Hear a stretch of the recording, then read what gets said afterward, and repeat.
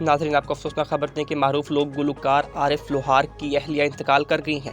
متوفی لاہور کے C M H میں زیر علاج تھی۔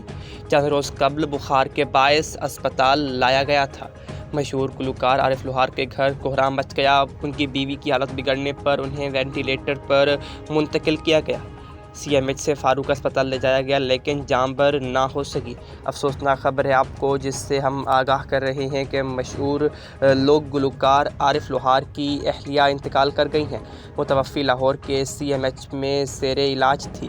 کچھ بخار تھا اور حالت بگڑنے پر وینٹی لیٹر پر منتقل کیا گیا لیکن جان بر نہ ہو سکی۔